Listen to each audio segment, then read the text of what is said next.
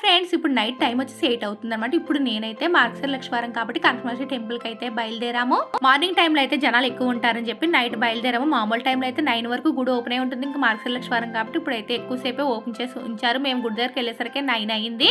అయినా సరే జనాలు ఫుల్గా ఉన్నారండి. ఇంకా ఫ్రీ దర్శనం అయితే 1 కిలోమీటర్ వరకు క్యూ లైన్ ఉంది. మేము 100 రూపీస్ క్యూ లైన్లోకి అయితే వెళ్ళాము. అదే మార్నింగ్ టైంలో మనం దర్శనానికి వస్తే మార్నింగ్ వస్తే ఈవినింగ్ అయిపోతుంది. ఒకసారి మాకు అలానే జరిగింది. అందుకే ఎప్పుడు కూడా మేము నైట్ టైమే వస్తూ ఉంటాము. అలాగే మనం ఇలా క్యూ లైన్లో నుంచినప్పుడు అమ్మవారికి లోపల అభిషేకం ఎలా జరుగుతుందని అక్కడక్కడ ఇలా స్క్రీన్లు అయితే ఏర్పాటు చేశారు. 500 రూపీస్ క్యూ లైన్ ఒకటే కొంచెం ఫ్రీగా ఉందండి. 200, 100 అలాగే ఇంకా ఫ్రీ దర్శనం అయితే చెప్పక్కర్లేదు. ఫుల్గా జనాలు అయితే ఉన్నారు. మొదటి వారం నుంచి వద్దాము అనుకుంటే నేను తిరుపతి వెళ్ళడం వల్ల వచ్చేసరికి లేట్ అయిపోయి ఇంకా 4వ వారం అయితే వచ్చేసింది. ఈ ఆలయం విశిష్టం ఏంటి అంటే పైన గోపురం ఉండదు. భక్తులే స్వయంగా అమ్మవారికి పాలాభిషేకం, పసుపు కుంకుమ సమర్పించుకోవచ్చు. నేను కూడా పాలాభిషేకం చేసి పసుపు కుంకుమ సమర్పించి అమ్మవారికి చీర చూపించాను. ఇంకా మేము ఇంటికి వెళ్ళేసరికి నైట్ 11 అయింది.